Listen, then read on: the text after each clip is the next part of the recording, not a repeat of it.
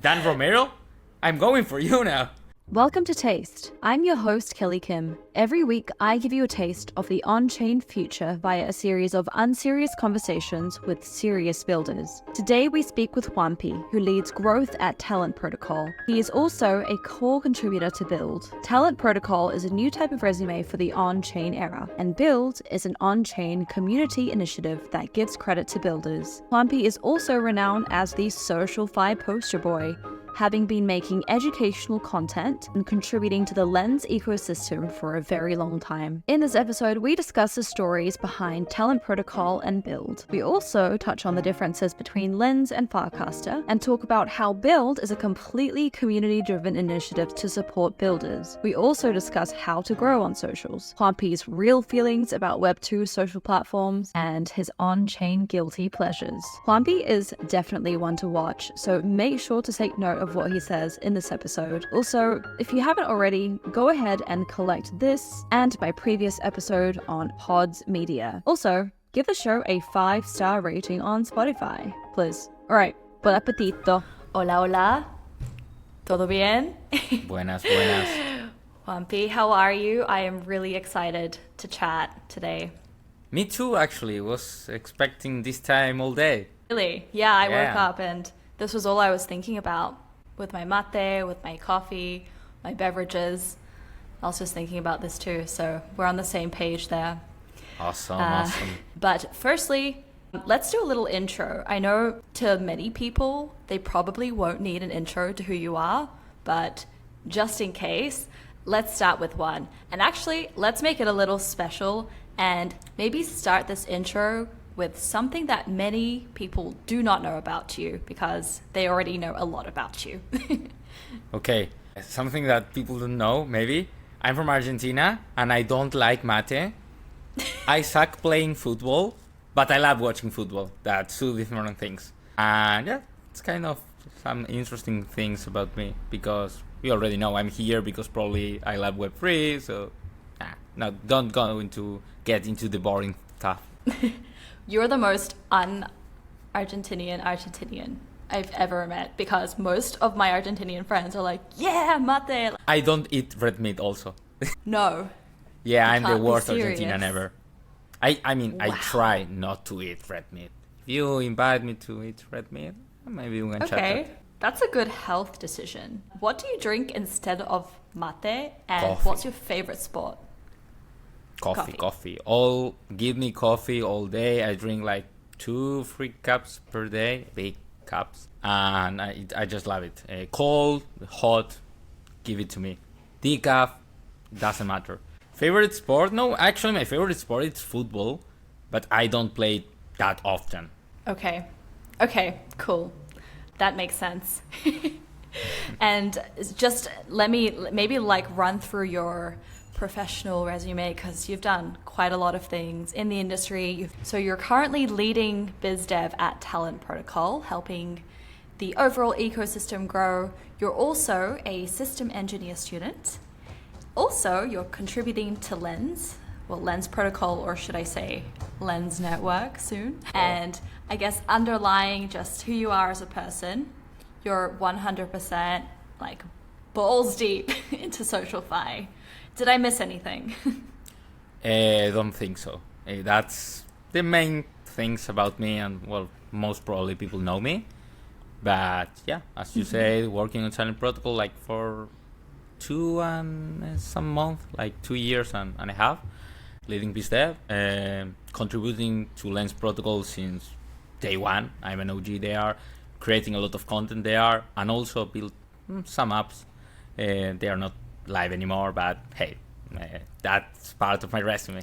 And yeah, as you say, like I'm really into social fi. I think it's the most interesting thing, not right now, that is super trending on the ecosystem. I have been on Web3 social like for 3 years or more, but I think it's a way to onboard the next billion users. And yeah, as you said, I mean, I look young, but yeah, I'm still studying system engineer on the uni. So yeah, we are doing some multitasking, baby. That's insane. I don't know how you do it, especially because a I lot also of... don't know. I love that answer.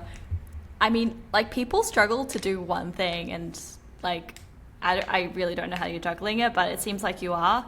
I'm curious how you got into like SocialFi, or it's always super interesting asking people how they got Web3 pilled.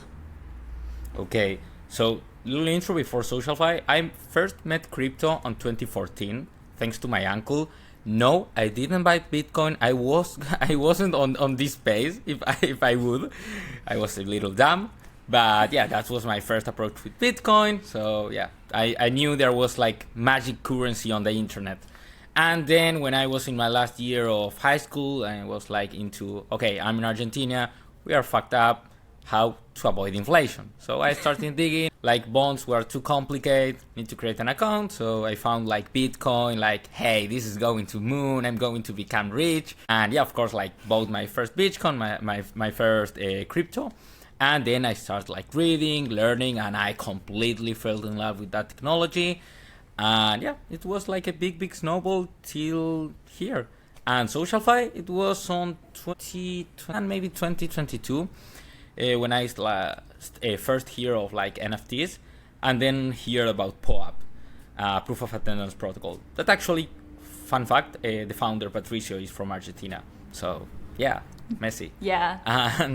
And yeah, I met POAP. Like I thought it was a cool thing, like for social interaction. Also, you got left with a rich social graph about like people that you met. Yeah, that was my first approach. Then like start digging, NFTs of course. Then Lens Protocol appear, and like connecting with other people. Yeah, on-chain thing, monetization for content creator. It was mind blowing for me. And yeah, now we are here with a lot of like different protocols building on top of SocialFi, Talent Protocol itself. And yeah, it's a huge thing, I think. Wow, what a journey. One thing I want to maybe start with is the fact that you're an Argentinian. For anyone listening, I'm also here in this country. And one reason I just love it here so much is because everyone seems to be ahead of the curve when it comes to crypto. Like you said, it's a little bit fucked up, but I feel like that's pushed people to adopt new technologies like crypto in such a fast and innovative way that I think a lot of people will be surprised when they see like how it's being used in this country. I mean, obviously there's just like, you know, stable coins and paying for stuff, but other things I've seen here is Pinta token and paying for beers. Can I like show something? Yes. These are my pants, are Pinta tokens right now. I love that. Where do I get that? I don't know. It was an airdrop. Wow. Wait, the pants were an airdrop? Or Yeah, it was a real life airdrop. Are you serious? Yeah, it was an event and the founder came and I'm like contributing to that protocol and they say like, hey, here you are. It's cold outside. And I was like, damn. I need those right now. It's actually really cold. Yeah. My heater is on all day and my skin is screaming at me. But yeah, no, I think it's awesome that like I meet a lot of young, like talented founders and builders in Argentina who got exposure at a really young age, right? I don't really know in any other country where people get exposure from their uncle. Usually it's like the other way around. Like you teach your uncle, your auntie. But that's really interesting to hear. He was a software engineer, so it makes sense. I see. That's awesome. Well, shout out to Theo. So tell me a little bit more about like Talent Protocol. How did you like meet the team? What did it start out as? And, you know, what is it today and how is it progressing? Okay, so my first approach with Talent Protocol actually was kind of fun. The Talent Protocol wants to like help builders achieve success. That's why we have this on-chain resume. We really focus on builders. And they have like a side product called Takeoff that is a scholarship program for different events of Web3. And I remember there was like an event for a scholarship for ETCC, if I'm not wrong, and applied, didn't get in. And there was an event for, I think it was Ethereum Denver, and applied, and didn't get in. And then there was an event for DevCon on Bogota, and applied, and of course, yes, I get in. And there I met the team, and I was like, I'm a super grateful like person. I try always to help people and all that. And if you give me something, I will try to help you. Yeah, I said like, hey, if you guys like need help in anything, I can help you. I don't know, with social media or with some content. I can record some videos while we are here on DevCon. And they were like, yes, super, that would be amazing. And yeah, started like contributing to any other protocol. And then like I already had another job at the moment. And then I quit my job because I didn't like how things were going. And Talent Protocol said like, hey, we really like what you are doing. Let's come here like full time. And I was like, okay, let's do this. That was like my first approach. I love that story as well. Firstly, it seems like like a lot of people come in and then if they don't get something, they immediately drop everything. They're like, oh, it's not meant for me. But, you know, the people who are really like successful and make it in crypto, Web3, are the people who don't give up. And by that, I mean, they don't just lose hope in every bear market, right? It sounds like you've been through the trenches, through the roller coaster of the industry, fixated on building something cool, helping people. So kudos to that. Awesome. Also, fun fact. I met Talent Protocol as a scholarship, and right now, while we are recording this interview, we just launched a scholarship for Ethereum CC on Brussels. So 10 people will get like full trip, like plane ticket, a conference ticket also that are super expensive, and accommodation for Brussels. That's an amazing experience, literally life-changing. So any builder watching this, you already know where to play. There we go. What do they need to build? How do you win the scholarship? No, the scholarship actually it's like a decentralized voting. So you can vote with TAL, that is our native currency, that is off-chain, but works on the Talent Protocol ecosystem. And then you can vote with Build, that is the currency we are using on Build right now. Perfect. That's a perfect segue into Build. I actually reached out to you because I saw what Build was doing in the Firecaster ecosystem. Luckily, we had a mutual friend, Matthias. So Matthias, if you're listening to this, muchas gracias. Tell us about Build. How does it work? And yeah, how does Talent Protocol's mission relate to this? Okay, first of all, I didn't create Build, neither Talent Protocol itself. It's a community incentive. Like, for example, you know PartyDAO? Mm-hmm. So PartyDAO is an app that lets you crowdfund funds. So we were like, hey, we need to launch something to help builders. There's a lot of things going on for Caster, a lot of meme coins like onchain summer coming. There were a lot of things coming together, and we thought, okay, let's launch like a social game. So we created this proposal on PartyDAO with several builders from the base and Forecaster ecosystem. And then more people came in, like they bought the NFT for the governance because they were aligned with the mission, with the vision. And yeah, I think we've got like 80 Ethereums in crowdfund. That's a lot, actually. Wow. It's a lot. And yeah, then with that money, we created the token, the LP, and we started developing the platform. And yeah, that's basically how Build was emerged. It's not from me, it's not from Talent Protocol itself, it's from the community, but of course, Talent Protocol has, literally has kind of built the platform, and also it's constantly contributing and has a lot of NFTs, aka voting power. I had no idea. To hear that it's like a crowd-funded thing from a community of builders makes it even more exciting. It's exciting. I mean, of course, like a lot of people are contributing, but we can say there is like a core team that is developing the app. So we can say that the Talent Protocol team is part of the core team, but we don't like to say that specific, like there's no one owner in that case. We believe in decentralization, we believe in community. So that's what Build is about. Nice. Decentralized is the best. How does it work between like so many people? How do you manage like decisions, and how does that work? Like how do you build like features that people ask for? How you build? How do you build? Yeah, no, so basically it's kind of easy actually. So you go to our platform, that is build.top. People can nominate free builders per day. And what they do by nominating them is like first, and I think it's the most important and meaningful thing, is that they give voice to that builder. So right now in the ecosystem there are a lot of builders that are unseen and they actually don't get the recognition they deserve.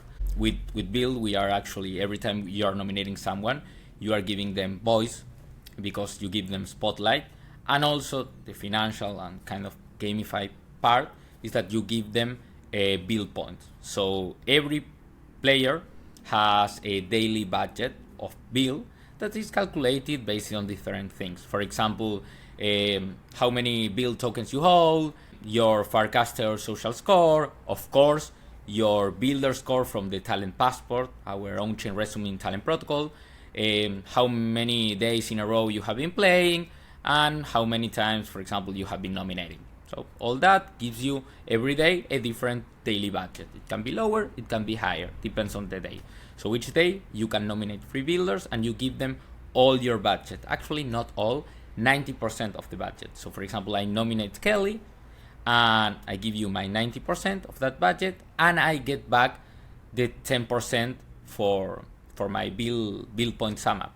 So each player can get build points by getting nominated and nominating other people, because you get that extra 10%. So that's literally how you play. So you have a lead board with the most nominated people that we are actually going to change for daily, because now it's overall lead board and it could be a bit dismotivating. So we will change it for daily lead boards. And yeah, how you can play this game, first of all, is permissionless if you have a SocialFi account. So if you have a Farcaster account or a Talent Protocol account, you are already available to play. Also, we are going to integrate Lens Protocol and Farcaster and ENS, so you can nominate people literally by putting their ENS or the Lens Protocol handle. And yeah, it's like a season game, and it will end probably on mid-June, around that date. Okay, so it's a seasonal thing. It's not forever. Yeah. Okay, it's that's exciting. I'm curious, since you launched Build, did you have to change anything or, slightly tweak depending on how people started to play the game? And okay, yeah, I mean, first of all, of course, I'm always talking from my point of view. Again, Build was built by different people, with different builders from the ecosystem.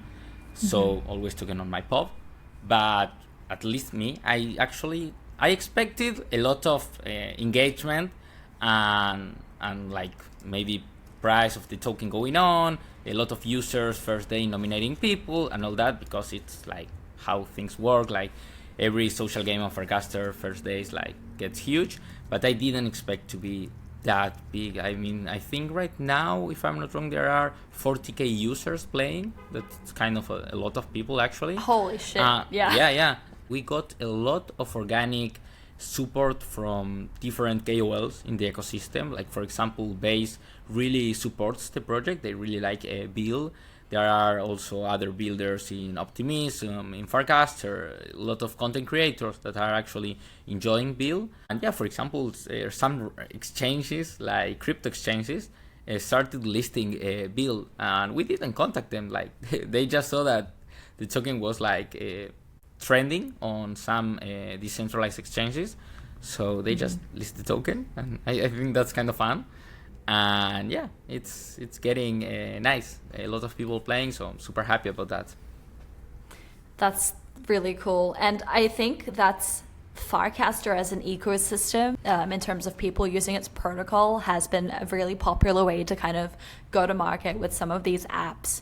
Because I remember before Farcaster blew up, it was really, really hard to get traction because crypto Twitter is shit.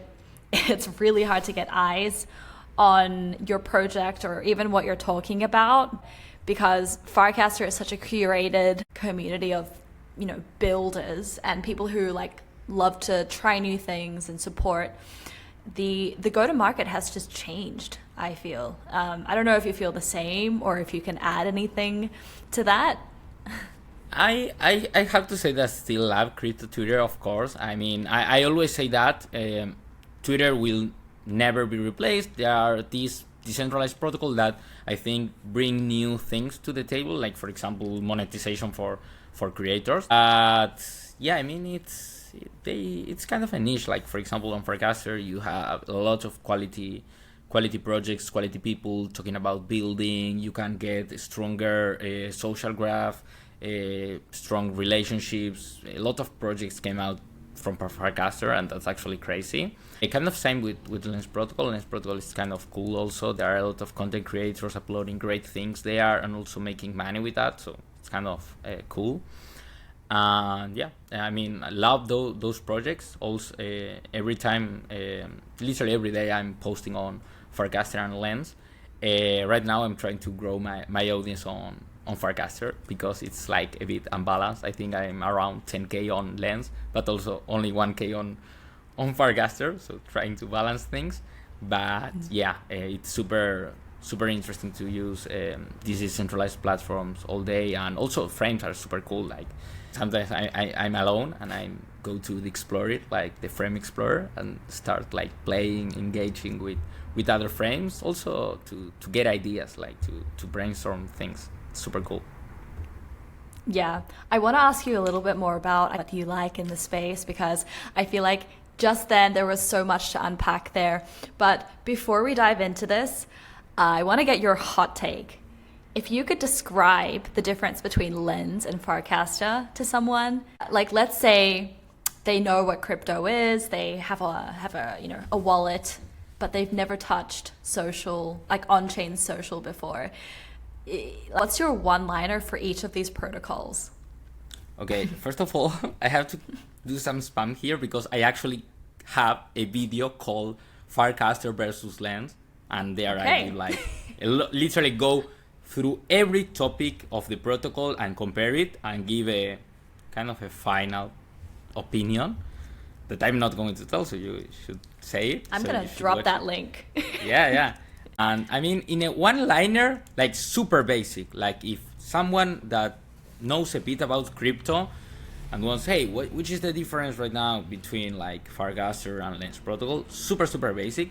I would say that Lens Protocol is kind of like a bit more decentralized and Farcaster is a bit more centralized, and also that Lens Protocol it's more focused on content creators and Farcaster it's more centered on builders. Now, the kind of like medium-long explanation there is like, I think that decentralization is great, of course, like the more decentralization the better. I mean, those were the principles of this ecosystem. But as time goes through, I also think that centralization is kind of important because it gives you a balance with user experience. So Farcaster right now has different clients, but let's be honest, people are only using Warpcast that is built by their team, so kind of centralized. But because of that, literally Warpcast is one of the best clients I saw out there. And it's super smooth, it's working really well, and that's why it attracts a lot of users. And also they have frames there, and a lot of people playing with frames, playing with Farcaster open actions, and everyone can do that. On the other side, Lens Protocol, yeah, it's more decentralized. You have a ton of apps built on Lens Protocol, focus on different things. For example, you have a Reddit, you have a Twitter, you have a Lens, YouTube, Twitch, all that. But, I mean, not all the apps work like super smooth, and also if you want to build in top of them, of course you need to go to a review stage and all that. It's not that easy, and the content creator and builder is just, I don't know, I think it's how the flow went, different narratives that those protocols approach it. Like for example on Lens you see a lot of artists, a lot of singers, a lot of video creators uploading content and getting a lot of money of that. They are monetizing a lot, and I think that's super cool.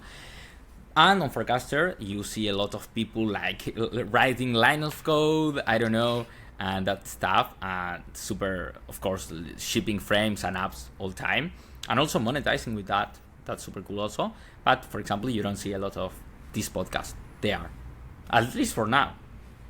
Not yet. Not yet. Yeah, I've been experimenting with like on-chain podcasts. I know you just also launched your own, so you might want to, I don't know if you already have, but I know that the pods, the Collect Pods team is really active on Firecaster, so I'm really, really excited about that. My friend Adam, Levy.eth, I don't know if you... Yeah, Levy Chain. Yeah. So he's a close friend. He's just been telling me about the magic of on-chain content, and he just got me super excited. And I know that he has a huge following on Lens, as well as I think he also has over 10K on Firecaster now. So I don't know. Like, it seems like these two worlds are just converging. I'm really, really excited for where both of them go. But thank you for that breakdown. I think people needed to hear that clear distinction. I actually hear about Pods Media. I didn't try it because I submit my application to get like whitelist, I think. Okay. So yeah. Right now it's kind of centralized, but again, as we talked earlier, it's centralizing that. It's also making that the content there is high quality. So I don't think it's something bad. And yeah, still waiting for my approve. But yeah, I saw a lot of content creators uploading podcasts there. You can't upload video. That's the only shit, I think. Soon. Let's hope that. I mean, I think it's still pretty new. I am confident, optimistic. Awesome. Okay, let's move on to types of builds, because you're exposed, I think, every day to multiple builders, ways of building, right? Just to narrow it down, let's say recently, top 5 builds, or like builds that have caught your eye. With build, you mean like builders, people, or build, you mean projects? Projects. One of the projects I really like, and it's super, super new, and it's a PFP studio, like a profile pic studio. Ooh. It's from my friend Bradley. He's working on Stack, but PFP is like a side product from him. And I think it's really cool because you can literally give life to your NFTs. You can animate them, you can make them a profile on social media. Like, for example, Lens supports ERC 6551. So you can create a profile for your NFT. You can literally build a lore around that and monetize with your NFT. And I don't know, there are a lot of people that don't want to be doxxed, so they can create these kind of like things to interact on social media. And I think it's really cool. I'm really into that. Another project I really, really like is, I don't want to say like super known projects. I'm trying to go to the smaller ones, but let me see. I'm Dracula. It's kind of cool to upload videos. Still getting into it. Not really a fan, but I think it's cool. Let me see. Well, Party DAO, it's great. We already talked about that. It's a great thing to. As I mentioned on the beginning, like people, maybe you have an idea or you have something, and of course can't get the money. And yeah, going to PCs and talking with people is super tedious. Literally here on Party DAO, in some minutes you can do something, tell your narrative, and DJs will go there and start like supporting you. So if you do it well and serious, it could be a great tool for you to build whatever you want. Okay, real quick, for Party DAO, say someone listening has an amazing idea. Okay, what would you say like are the tips you'd give to someone who wants to propose their idea? I don't know. I mean, I in the Party DAO, I always was a contributor. Like I just vote. Okay. But if I had to do something, I don't know. Because you have to approach like doing like super, super serious, and that's great for credibility, but also you need the degen thing, the gaming thing to attract people like, hey, this is going to moon, this is another level. So you have to find like a balance. So yeah, we do a document, maybe a Notion page, that's kind of like formal, but at the same time informal, and they are just be yourself, talk in first person, third person if you are with a team, and put the images, emojis, I don't know, Web3 stuff. Be playful. I love that. Be playful. Okay. And yeah, I don't know. I really like Ravi, the wallet. It's a project, and that's all. I mean, I only mentioned 4. Fifth one could be Talent Protocol, of course. So shameless plug. Love it. Yeah, awesome. I feel like you're one of the, maybe to go to like find out what the best projects are, you kind of have to go to the people who are literally looking at these every single day, like dealing with builders every single day. So just wanted to ask to I guess pick your brain, like what's out there. I feel like we're all siloed. We have maybe like tunnel vision on just the things that we like on our feed. So it's interesting. Awesome. It is, for sure. And if you want 5 builders, I can give them really, really quick. Nick No, let's do it. One of my friends, he's awesome. He builds everywhere. Nader, super recognized builder from the ecosystem, and I'm like kind of a friend with him, and he's super cool. He always helped me. It's great people. Jesse Pollack, the man himself from base. He's not throwing apps all day because of course he's building on base, but he's super helpful with everyone that actually is building on base. So that's a must. Another one could be my friend, I don't know, I got into a loophole because I have several people to mention, but I don't want to get anyone out. I will only say those 3. Okay. No, Limone from Uruguay. Yeah, you know Limone. I know his. I've used his frame template. Hey, there it is. You can't use Forecaster if you don't hear from Limone. It's like that. Yeah, he's amazing. And yeah, then probably I don't know, Lial, that is the dev from Talent Protocol. He's a great builder. I love that. All of these builders are going to be like, hey, like, why didn't you mention me? Like, I'm sorry, man. I'm sorry. I will probably nominate you in build. There's my piece of there we go. For you. Yeah. For Builder Alpha, everyone, go to Juampi's build nominations. Everyone he couldn't mention in this podcast will be there. Will be nominated, yeah. That's a cool thing, actually. You end with a rich social graph of people. One of the objectives of build was to, like, at the end of season 1, you will end up with a rich social graph of different builders that interconnect with themselves and a lot of credibility at the station. So, for example, imagine, I don't know, Vitalik nominates me. Even if I have only 4 nominations at the end of the season, Vitalik nominated me. That's amazing. I will showcase that in every place possible. And of course, because of blockchain, because it's on chain, we know that it's true, verifiable, and all that. Let's move on to your predictions. For anyone listening, this is not financial advice. I don't know what the hell is going on in the market ever, but I do know that there are cool things on the horizon. Yeah, let's hear it from you, someone who's been in the industry, seen a lot of stuff happen. Right now, like, of where we are, like, what are your predictions for, I guess let's start with just SocialFi. I mean, as a person that I have been on SocialFi for many years, and of course you can be involved in different kind of stuff. SocialFi is super big itself, but I consider me like kind of an OG on SocialFi.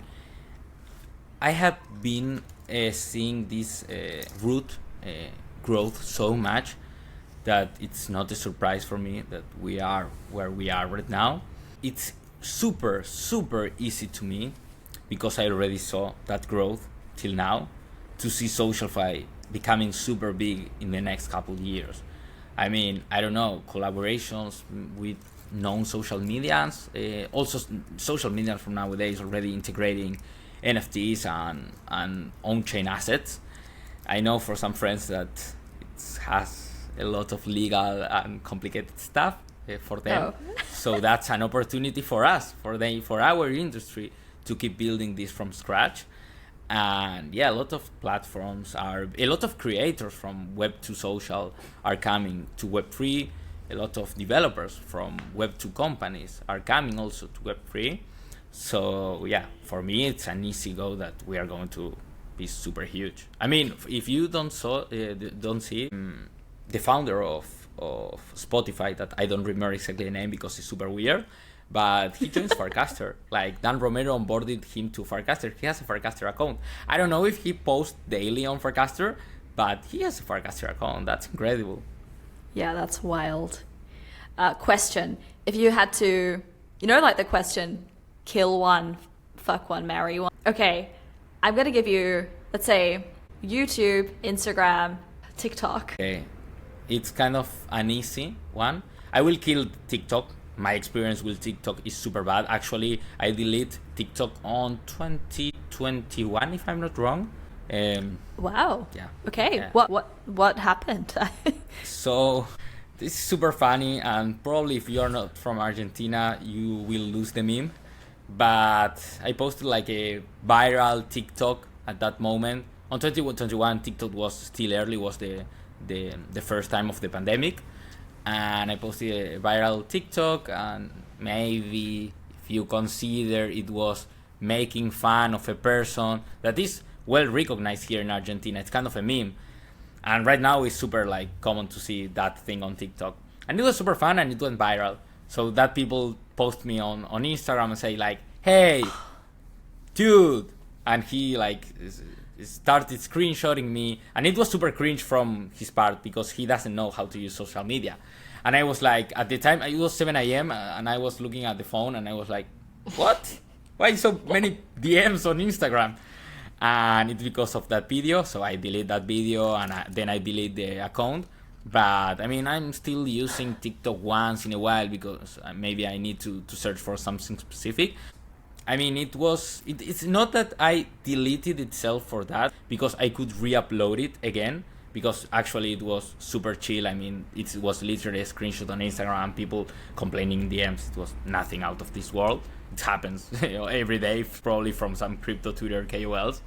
But it was an excuse also for me to literally get more productive. I mean, I'm sure there are a lot of people with TikTok right now that spend hours and hours scrolling nonsense content also. So it was kind of like a gift from the sky for me to delete TikTok and never upload it again. Wow. Well, you were too good at it. And then you were like, nah, like, this is a waste of my time. I'm going to get on to harder things. It's a waste, actually. I mean, Twitter, it's also a waste. No, that's a waste. Doesn't matter. Instagram maybe would be on the second place if we look it in a consumer perspective. So I consume Instagram, but not that much. I like it, but I still think it's a waste of time. But I use a lot Instagram for social relationships. That's at least, I think, in Argentina, for people for my age, like all your friends are always posting on Instagram, people, you want to hang out, all that kind of stuff. So it's super great for social that TikTok and YouTube actually it's not. But I'm looking from a consumer perspective. And first place, that is fuck or marry. I don't know. I think it's fuck. It depends. Depends how you feel about marriage and... No, so I would fuck Instagram and I would marry TikTok. I would marry YouTube. So kill TikTok, fuck Instagram, and marry YouTube. Because I always use YouTube not only to spend time having fun with funny videos, but also for learning. I think YouTube is one of my most used sources of learning. Always watching tutorials. I don't know how to solve something. People use ChatGPT. No, man, I'm using YouTube. There we go. That's a strong statement. Yeah. And I will remember that forever. Okay. So, awesome. when you get troubles editing this video because your software fucked up or something, you will use YouTube. Exactly. No, I'm definitely a visual person. I love YouTube. I also just it's like I don't know, I can also get into rabbit holes on YouTube, but I can stop myself. Whereas TikTok, it just fucks me up. I can't. It's yes. Horrible. I also deleted it. Also because I don't think I want to give my data to China, but hey, that's my reason. I'm not too much into that situation, but yeah, I know it's kind of a hard one. I mean, I'm already unlocking my iPhone with my face, so... Yeah, I already gave all data possible. Sam Altman also has my eyeball, and yeah. I don't know how I feel about it, but hey, I don't feel like my eye is that precious. Probably not. I know you're into growth and biz dev. Can you share us some alpha on your deepest, darkest on-chain growth hacks? Now, this is a hard one because growing on-chain is not a familiar, I guess, paradigm for many people. You know, Web 2 has its own growth hacks, and then when you come to like the new internet, people are like, how the fuck do you grow on this thing? So what have you done? What's worked? What doesn't work? Okay, so I mean like my follower base, like me as a person, like followers on Farcaster and Lens? What is? Yeah, I think the latter. Like how did you grow on Lens to so many like followers, and how are you approaching growing on Farcaster? I probably have a thread or something on this, but I will make it simple. First of all, and this is a kind of variable that nice emoji. This is a variable that look at this one. Wait, why isn't it working for me? Oh, because, I'm so sad. I don't know. You are on Mac. Yeah. I don't know. I guess it just hates me. No problem. So for onchain, so there's a variable that you can't modify, it's not. That is being early. As everything in life, people that are early will win the most in bonds, in investing on Bitcoin. Everything that you are early, you will have an advantage on the rest. So I was super early on Lens for sure. But also there are other variables that you can control. That is, for example, creating content, how constant you are, how much you engage with the community and all that. So for Lens, I told you I was like discovering Web3 social, and one day I was like, okay, what is this thing Lens protocol that Aave just launched? And yeah, I was seeing, and it's like centralized social media, it's super cool. And I was like mind blowing when I started like seeing your posts are NFTs and all that. So I started posting a lot, not that much, but I was replicating all my content from Twitter into Lens. And on Twitter, I was creating a lot of articles and blog posts and threads and all that, like super written content. And I was replicating that, of course, in English, because my Twitter is Spanish and my Lens is in English. Super difficult to manage. Wow. But yeah, but different audience. So yeah, a lot of people were liking that. And then I started getting like with the team. Like I started DMing with the team. Stani came to Argentina with Christina. I think Paris also came to Argentina, and I met them there like in real life. Then at that time I was contributing with another app that was building on Lens, so I was kind of like known because of that app also. Then took some pictures with Stani. Stani started like following me. We were chatting once in a while. We were exchanging DMs and all that. Of course, Stani gave me some retweets and all that. It's a huge boost for sure. And yeah, then I started with another type of thing that was building. So it's another variable of course you can control, but it's a bit more complex than creating content. Everyone can write a thread, maybe not everyone can build an app. So I started like building apps on Lens protocol. Super clarification here, I'm not a developer.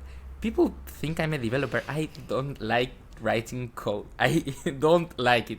I understand it for sure. I have some technical knowledge, but I don't like to build apps. I'm more of a business kind of growth people. And yeah, I started building up with developers on top of Lens, and some of them were super used, some of them won hackathons, and yeah, started getting also known because of that. And yeah, it was a huge snowball. I never quit, never quit. Lens had a lot of users. Lens had a bad moment. I was always there supporting, and that's how I created this huge reputation I have on Lens protocol. And yeah, and for Farcaster, I don't have the early kind of thing, but I'm starting like building things on Farcaster, creating a lot of content there on Farcaster, replicating content there. And well, now I have 1K. I mean, it's something, I guess. So damn, we'll start building from there. That's 5x me, and I think I was pretty early to Farcaster. No, but we did wasn't as consistent. with this podcast, you will make it 100x for sure. Let's hope so. But dude, that's really I really like that. you never give up. You never give up. And No. I'm not just saying this to be like, I'm the podcast or shilling my guests, but I really respect that. Don't give up. Don't give up, Love it. people. Don't give up. Be early, engage, maybe take pictures with a stunny. That's one way to grow on Lens. That's the way to grow, yeah. Dan Romero, I'm going for you now. I will take a picture with him. Now, jokes aside, of course, like engaging with people that are also building in the protocol, it's a great way of credibility and boost on social media. But again, it's something you can't control. Actually, you have to earn it in a way. I like that. You have to earn your growth. Unlike maybe other platforms where you can probably pay your way to 100K, but great. Let's end with something a little spicy. Okay. There are things that you should do on chain and things that you shouldn't do on chain. And by on chain, I mean with crypto or with your tokens or funds, right? What's your guilty pleasure on chain? Is it like meme coining, or I don't know, share something that will make people go, huh? Okay. I don't know what the sound is. I think I have two. I don't know if I'm answering okay, but I always track people on chain when I'm bored. I see wallets from people, from friends, and I see what they are doing, if they are buying or selling something, which protocols they are interacting with. I think it's super cool and interesting, but I feel weird. But hey, blockchain is transparent. You know what you're doing, people can watch it. And the other one is like, I don't know if it's a guilty pleasure or not, but it's kind of funny. Like every time, I'm not an airdrop hunter, and it's a shame because I'm working super hard and I see friends that don't do nothing. They just hunt airdrops and get thousands and thousands of dollars, and I'm super like jealous. And so I have this kind of like, how do you say, premise, that is that if I receive an airdrop for anything in particular, most of the cases I will sell it right ahead. I prefer money on hand that, I don't know, holding a meme coin or something that came through the air. But there was several times that I sold airdrops, I don't know, for $200, and then they were like, I don't know, 10K or something like that. No. And yes. But it happened to me because of not like searching and digging deeper on the projects that actually airdrop me the thing. I always do like, okay, I will search the name, okay, cool platform, seems credible, my funds will not be drained if I exchange this token, and I go to Uniswap and exchange it. If I probably go deeper, I will see, okay, this has potential, maybe I will hold. But no. Yeah. So you're a wallet watcher. You're a wallet watcher, and you have paper hands. I have paper hands in some things, yeah. Listen up. This is 2 things you should not do when you're into crypto. Always diamond hand. I don't know. Don't be weird. But yeah, I mean, for serious projects, I always diamond hand. Like, yeah. Yeah. All right. And let's look a little forward now. Last but not least, where to from here? What's on the horizon for you in terms of both your role at Talent Protocol and your role in build with a community, or even upcoming events that we can say hi to each other at? Okay, so for Talent Protocol, we still have a lot of things planned, a lot of things coming this summer. This on-chain summer is going to be a hot one. So prepare your sunglasses, your sun protector, because it's going to be huge. And with Build, I mean, again, it's a community initiative, kind of an experiment, to say it in a way. So it doesn't have like a super strong roadmap, and it's also not on my hands. But I will always be supporting from where it makes sense to support. So for sure, always building. And to an event, well, you can meet me on ETCC. I will be there on Brussels, eating some fries. I hear that they are really great. French fries in fries. Belgium. I will eat some of that. So yeah, say hi on Brussels, and probably let's rave together or something. I'm so down. I think I'll be there. So Awesome. yeah, let's jam. Juampi, this was awesome. Yeah, I hope we can take a picture together at ETHCC, and then maybe sure. my lens will grow. Yeah, how weird would be that we will get our picture on Brussels, where we are both on Argentina right now. I know. What a Yeah, shame. Maybe I should just hop on down, but alrighty. Awesome. Juampi, But yeah, see you in Brussels. See you in Brussels, and see you on chain. See you on chain.